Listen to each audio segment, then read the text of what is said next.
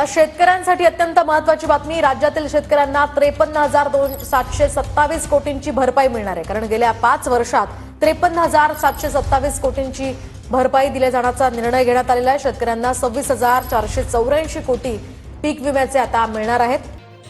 महाराष्ट्र राज्यामधील शेतकरी बांधवांसाठी अक्षरशः आता मोठी खुशखबर आलेली आहे। म्हणजेच की शेतकरी बांधवांवर पीक विमा योजनेचा हप्ता तुमच्या खात्यामध्ये आता जमा करण्यामध्ये येत आहे। पीक विम्याचा दुसरा टप्पा तुम्हाला आता अक्षरशः मुख्यमंत्री साहेबांच्या माध्यमातून जमा करण्यामध्ये येत आहे।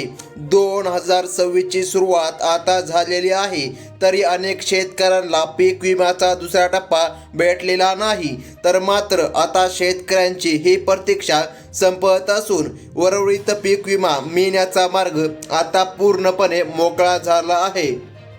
तर बघा शेतकरी बांधवांनो, या आर्थिक संकटामुळे जे काय बळीराजाला संकट आले होते, पावसाचा तडाखा बसल्यामुळे शेतीचे भरपूर प्रमाणामध्ये नुकसान झाले होते, याच धर्तीवर राज्याचे मुख्यमंत्री यांच्या माध्यमातून आता पीक विमा योजनेचे वितरण आता केलं जाणार आहे। म्हणजे की बघा शेतकरी बांधवांनो, जे काय रक्कम आहे ती या ठिकाणी आता जमा होत आहे। भरपूर दिवसापासून शेतकरी बांधव पीक विम्याच्या प्रतीक्षेमध्ये होते। आम्हाला पीक विमा नेमकं कधी मिळणार असा प्रश्न शेतकऱ्यांच्या मनामध्ये वारंवार येत होता।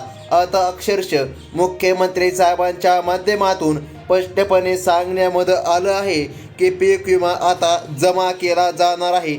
पहिला टप्पा ज्या शेतकऱ्यांना आला नाही तरी पण चिंता करू नका, कारण दुसरा टप्पा सरसकट शेतकरी बांधवांच्या खात्यामध्ये जमा करण्यामध्ये येणार आहे।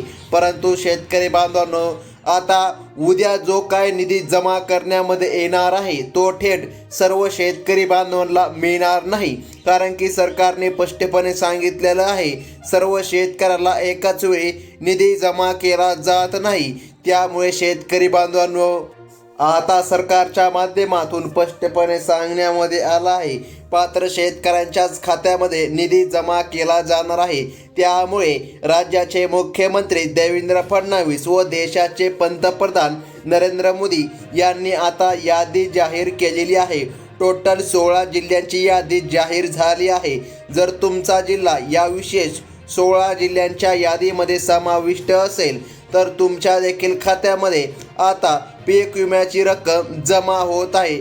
मोठी बातमी आता सरकारच्या माध्यमातून आली आहे।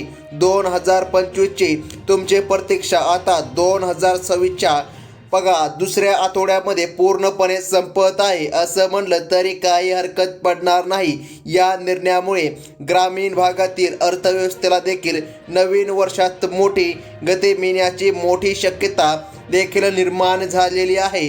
पीक विमा मिळण्यासाठी काही तांत्रिक बाबींची पूर्तता शेतकऱ्यांना करावी लागणार आहे।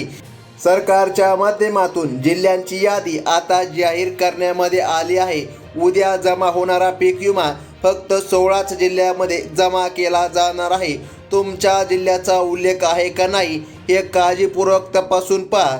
जर तुमचे नाव पात्रतेच्या यादीमध्ये असेल तर विम्याची राहिलेली रक्कम थेट तुमच्या खात्यामध्ये बिना अडथळा आल्याशिवाय जमा होऊ शकते, कारण की सरकारच्या माध्यमातून स्पष्टपणे सांगण्यामध्ये आलं आहे एकाच वेळी सर्व शेतकरी बांधवांच्या खात्यामध्ये पीक विम्याचे पैसे जमा केले जाऊ शकत नाही। त्यामुळे सरकारने स्पष्टपणे आता सांगितले आहे। शेतकऱ्यांसाठी अटी देखील घातलेल्या आहे। त्या अटीची पात्रता तुम्हाला करून घ्यावी लागेल, पुढचा तुम्हाला करून घ्यावी लागेल। तुम्ही पात्र असाल तरच तुम्हाला निधी मिळणार।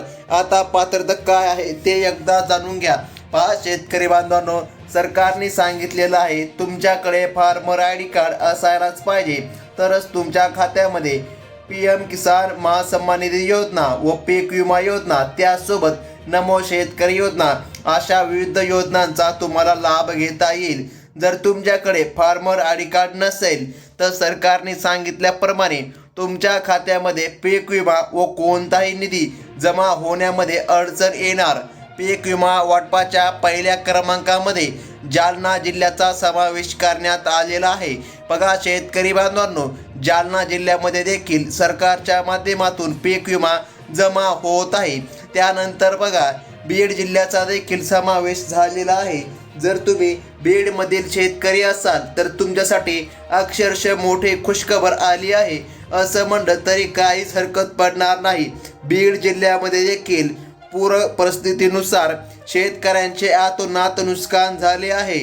त्याच पार्श्वभूमीचा अंदाजा घेऊन सरकारच्या माध्यमातून आता शेतकऱ्यांच्या खात्यामध्ये निधी जमा करण्यामध्ये येत आहे असं स्पष्टपणे आता सांगण्यामध्ये आलं आहे.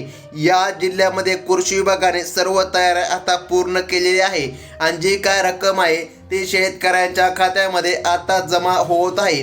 त्यानंतर बघा शेतकरी बांधवांनो, छत्रपती संभाजीनगर हा देखील जिल्हा आहे. त्यानंतर नांदेड जिल्ह्याचा पण समाविष्ट करण्यामध्ये आलेला आहे. संभाजीनगर जिल्ह्यातील पात्र शेतकऱ्याला पहिल्याच हप्त्यात विम्याचे पैसे दिले जाणार आहेत. म्हणजे की बघा, जो काय दुसरा टप्पा आहे, दुसऱ्या टप्प्यामधील पहिला हप्ता आहे, म्हणजे याच हप्त्यामध्ये तुम्हाला आता निधी मिळत आहे. नांदेडमधील ज्या शेतकऱ्यांनी विम्यासाठी अर्ज भरले होते त्यांनाही आता उर्वरित रक्कम मिळणार आहे. या जिल्ह्यातील शेतकऱ्यांनी आपली बँक खाती आधार अपडेट असल्याची खात्री करून घ्यावी. त्यानंतर बघा शेतकरी बांधवांनो, राज्य सरकारच्या या निर्णयामुळे मराठवाड्यातील शेतकऱ्यांना आता मोठा आधार मिळत आहे. सरकारने सांगितल्याप्रमाणे यादी अजून राहिलेली आहे. यादी पाहिल्याशिवाय व्हिडिओ अजिबात बंद करू नका, कारण काही शेतकरी अर्धवट व्हिडिओ बघतात आणि त्यांना नीट समजत नाही की पीक विमा येणार तर कधी येणार, आणि जर काय पीक विमा आला नाही तर मग नेमकं काय करावे, ह्या सर्व प्रोसेस आम्ही तुम्हाला सांगत आहोत. बघा, आता जिल्ह्यांच्या यादीमध्ये अहिल्यादेवीनगर, त्यानंतर नाशिक, बघा या देखील जिल्ह्याचा समावेश झाला आहे. आता या जिल्ह्यामधील शेतकरी खुश होणार आहे, कारण की सरकारच्या माध्यमातून निर्णय आता जाहीर करण्यामध्ये आले आहेत. अहिल्यादेवी नगरमध्ये विम्याचे वितरण सुरू होत असून शेतकऱ्यांना आता दिलासा मिळत आहे. त्यानंतर नाशिकचा देखील समावेश झाला आहे. बघा, 16 जिल्ह्यांची यादी सरकारने स्पष्टपणे सांगितली आहे.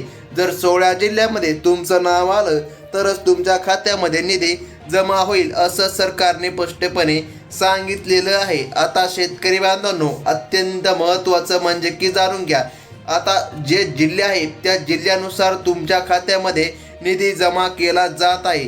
सरकारने सांगितल्याप्रमाणे बघा शेतकरी बांधवांनो, जर तुम्ही पिकामध्ये कापूस, तूर, हरभरा, ज्वारी, उडीद, मूग, केळी, आंबा असे जर पिकं जर लावलेले असतील तरी देखील सरकारच्या माध्यमातून तुमच्या खात्यामध्ये निधी जमा केला जाणार आहे. आता बघा, परभणी जिल्ह्यामध्ये देखील सरकारच्या माध्यमातून निधी जमा केला जाणार आहे. त्यानंतर बघा, अमरावतीमध्ये देखील निधी जमा केला जाणार आहे. त्यानंतर चंद्रपूर, त्यानंतर बघा वर्धा जिल्ह्याचा पण समाविष्ट झालेला आहे. लातूरमध्ये पण सरकारच्या माध्यमातून निधी जमा करण्यामध्ये येत आहे असं सरकारने स्पष्टपणे सांगण्यामध्ये आलं आहे. आता सर्वात महत्त्वाचं म्हणजे की जाणून घ्या, कोणकोणत्या बँकांमध्ये हा पीक विमा जमा केला जात आहे. निधी वितरणासाठी 5 खाजगी आणि 5 सरकारी अशा एकूण 10 बँकांचा समावेश सरकारच्या माध्यमातून करण्यामध्ये आला आहे. त्यामध्ये बघा, कोटक महिंद्रा, ICICI बँक हे देखील बँक आहेत. त्यानंतर ॲक्सिस बँक, त्यानंतर HDFC बँक, त्यानंतर येस बँक, त्यानंतर कोटक महिंद्रा बँक, त्यानंतर स्टेट बँक ऑफ इंडिया, त्यानंतर बँक ऑफ महाराष्ट्राचा पण समाविष्ट झालेला आहे. त्यानंतर पंजाब नॅशनल बँक, बघा जिल्हा सहकारी या देखील बँकेमध्ये निधी जमा होतो. त्यानंतर जिल्हा मध्यवर्ती अशा विविध व ग्रामीण भागातील सोसायट्याच्या बँका अशा देखील बँकामध्ये सरकारच्या माध्यमातून पीक विमा जमा करण्यामध्ये येत आहे. आता शेतकरी बांधवांनो बघा, सरकारने सांगितल्याप्रमाणे तुम्हाला जर रक्कम मिळवून घ्यायची असेल तर बघा, तुम्ही गेल्या 3 वर्षामध्ये पीक विमा भरला होता का? जर तुम्ही पीक विमा भरला असेल तर सर्वात जास्त निधी कापूस आणि तूर याच पिकाला सरकारने दिला आहे.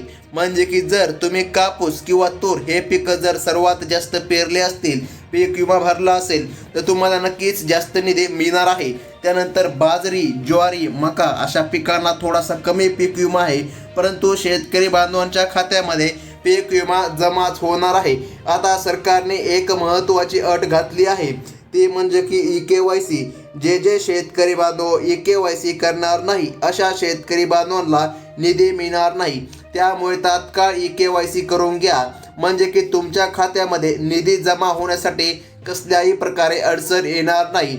आता शेतकरी बांधवांनो, ही होती अत्यंत महत्त्वाची बातमी आणि अशाच प्रकारच्या नवनवीन बातम्या पाहण्यासाठी आपल्या चॅनलवर सबस्क्राईब नावाचं बटन दाबा, त्याचसोबत लाईकचं बटन दाबा, म्हणजे की बघा नवनवीन बातम्या तुम्हाला पाहायला मिळतील. अफवांवर कसल्याच प्रकारे विश्वास ठेवू नका. भरपूर दिवसापासून ज्या काय अफवा सुटल्या होत्या, पीक विमा आज येईल, उद्या येईल, परवा येईल, परंतु शेतकरी बांधवांच्या खात्यामध्ये कसल्याही प्रकारे निधी रक्कम जमा झाली नव्हती. धन्यवाद.